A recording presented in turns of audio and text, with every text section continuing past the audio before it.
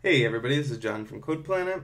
Today we're going to be talking about Git, version control in general, and I want to do a big series on Git because there's some really great advanced features that I think can make everybody's workflow a lot better. But I'm going to start off with just like the very basics of how to get it set up, and how to start using it in a project.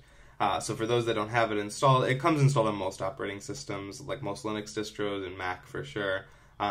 If you don't have it installed though, you can go ahead to git-scm.com and grab the download here. And to check to see if it's installed or not, you can just simply type git into your terminal, and if it gives you a whole bunch of stuff like documentation here, it's great. If it says something like command not found, that means you don't have it. So assuming that you've got it installed, we're ready to move forward here. So I'm going to make a new directory called git. I'm going to cd into it.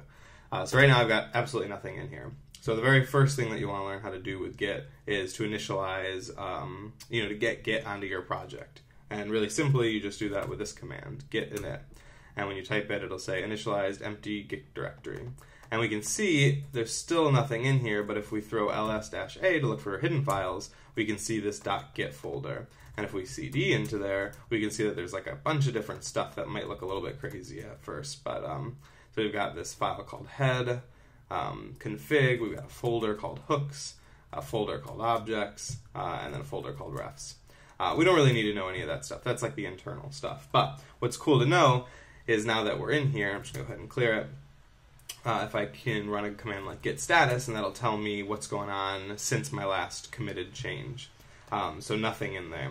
So the way that Git basically works is that periodically, as you're working on your code base or as you're working on your project, whatever it is, you can take kind of like a snapshot of like that point in time, the way all the files were, and you can save it into Git. And you just keep doing that. Like every change you make, you save this snapshot. And then eventually you have kind of this really great ability to like peel back, see a whole history, see who edited what file, all these really great things. So if we wanted to start something like that, we could touch an index.html.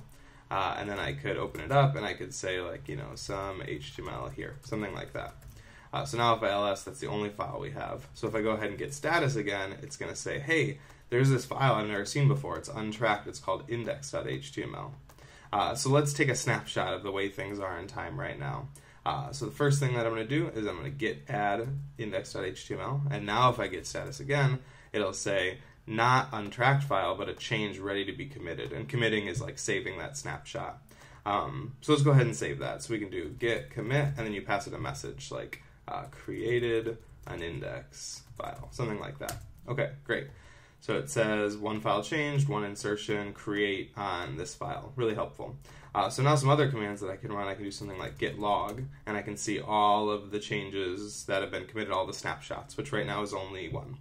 So the commit has what are called the SHA. This is like a unique ID for that commit, the author that committed it, and when it was done, and then that little message that we passed along.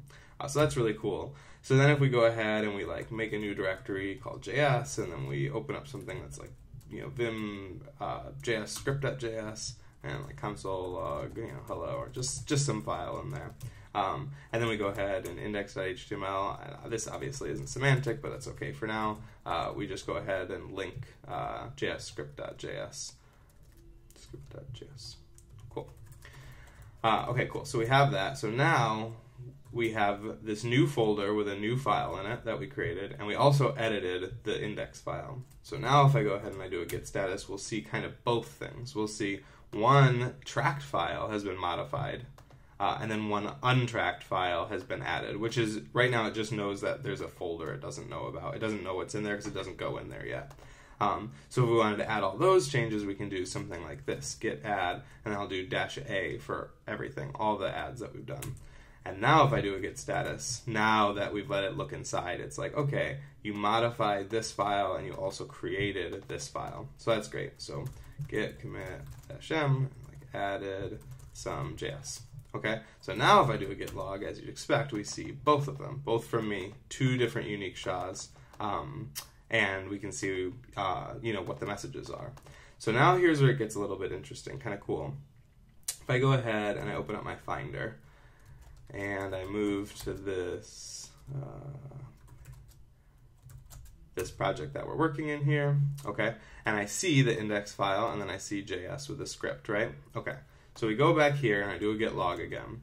And let's say I wanted to look back at the snapshot as things were in this point in time. I can just copy this SHA here, and then I can just do a git checkout, and I want to check this point of time out. So now it gives me this error, or not an error, but a warning that says that I've gone kind of back in time. I'm not at the most recent part of the project. So I can't, from here, I can't just start saving new saves or it would diverge. So it's just kind of letting me know that I'm in a detached state where I can look around. But what's really cool is if we go back to the Finder, you can see that Git is actually manipulating the files on your file system, because back here we didn't have a JS.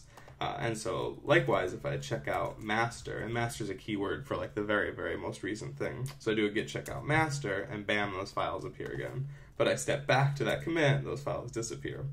So you can see a little bit of the power here where you're able to have like this project that keeps growing and keeps changing over time, but you've got like really, really, really great control to know who edited it, when, take a look back, do anything like that.